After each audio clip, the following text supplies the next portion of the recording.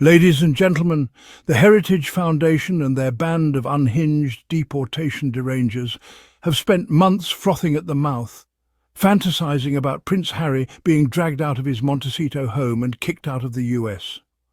But guess what?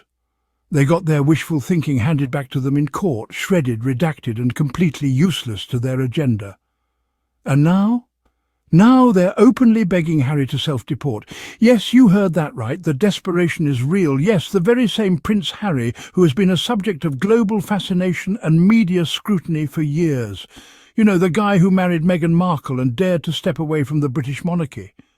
Together, they have become symbols of breaking away from tradition and forging their own path. Apparently that's a bigger threat than, say, climate change or economic inequality. While the world grapples with pressing issues like environmental degradation and the widening gap between the rich and the poor, the Heritage Foundation seems fixated on this royal couple. The foundation has been on a relentless crusade to boot Harry out of the United States. They've been pulling out all the stops, from legal maneuvers to public campaigns, to make their point. They claim it's about upholding immigration laws, but let's be honest, it reeks of something else entirely. The fervour with which they pursue this mission suggests deeper, perhaps more personal motivations.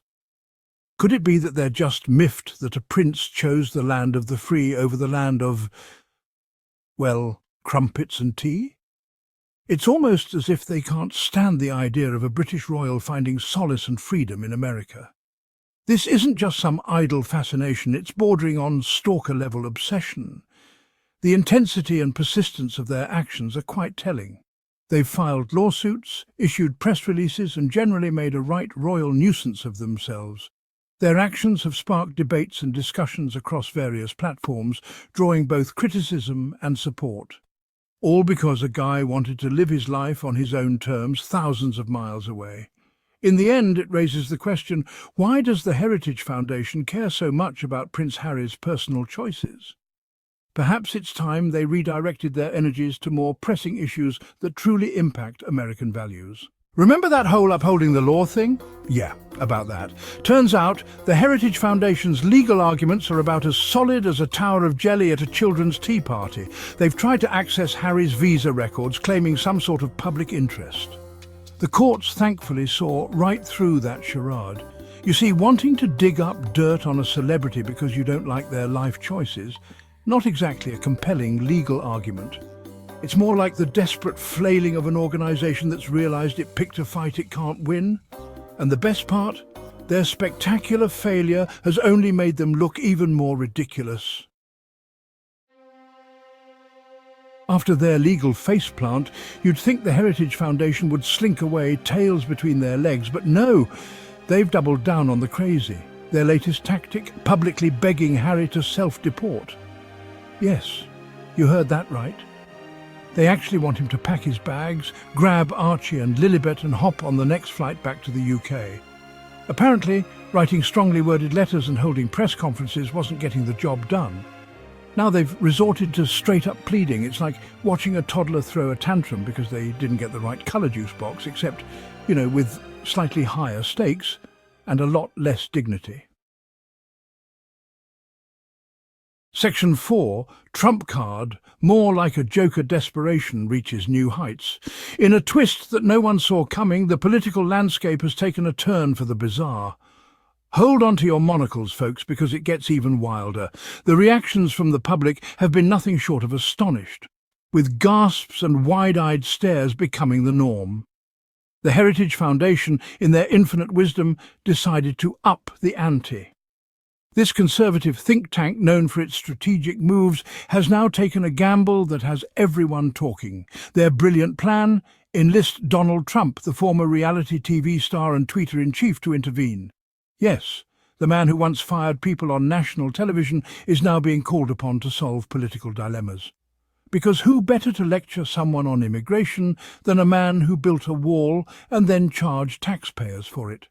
The irony is palpable, and the public's reaction has been a mix of disbelief and amusement. One can only imagine the conversations that must have taken place. Heated debates, animated gestures, and perhaps even a few face palms as they hashed out this plan. "Mr. President, we need your help." The desperation in their voices must have been palpable as they reached out to the one person they believed could make a difference. "A prince is living in America, and we don't approve of his wife." The situation has escalated to the point where even royal affairs are being dragged into the fray. It's enough to make you wonder if they've considered hiring pigeons to deliver strongly worded messages to Buckingham Palace. The absurdity of it all is almost too much to handle, yet here we are watching it unfold. As the world watches in a mix of amusement and disbelief, one thing is clear: desperation has indeed reached new heights. The lengths to which people will go to make a point or solve a problem never cease to amaze. And so, the saga continues, with each new development more surprising than the last. Stay tuned, because if there's one thing we've learned, it's that anything can happen in this wild ride of political theatre. Section 5. Harry's American Dream, thriving across the pond, far from the monarchy and the madness. Meanwhile, amidst all this manufactured drama, Prince Harry is living his best life. Far from the royal palaces and the constant media frenzy, he has found a new rhythm in the United States. He's embraced his new home, launched successful ventures, and seems genuinely happy. From business meetings to launch events, Harry is carving out a niche for himself in a land that values innovation and independence. He's become a vocal advocate for mental health, a cause close to his heart.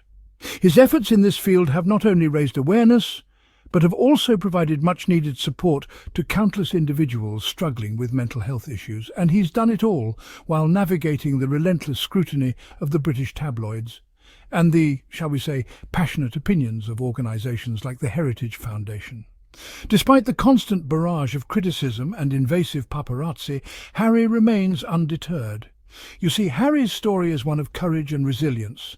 It's about standing up for what you believe in, even when the odds are stacked against you. His journey is a testament to the power of perseverance and the importance of staying true to oneself. It's about breaking free from the shackles of tradition and forging your own path. Together with Meghan, Harry is exploring new horizons, embracing new cultures, and building a life that reflects their values and aspirations. It's about choosing love and happiness over duty and obligation. Their journey is a beautiful reminder that true fulfillment comes from following your heart and prioritizing what truly matters. And it's a story that seems to be driving the Heritage Foundation absolutely bonkers. Their relentless focus on Harry's every move only highlights the impact he continues to have, even from across the pond. Section 6. Heritage Foundation's losing streak. More embarrassing than a corgi in a tiara. Let's be clear, the Heritage Foundation's campaign against Prince Harry has been an unmitigated disaster. They've achieved nothing except for becoming a laughingstock. They've wasted time, money, and what little credibility they had left. And for what? To try and force a man to leave a country he clearly loves. This whole saga has been a masterclass in how not to handle a public relations crisis. Instead of engaging in meaningful dialogue or focusing on actual issues, they've chosen to wage war against a prince who dared to defy expectations. It's petty, it's childish, and it's frankly a bit embarrassing. Section 7 conclusion. Cheers to Harry, cheers to the haters, the Foundation's petty defeat. So here's to Prince Harry, the American transplant who's driving the Heritage Foundation up the wall.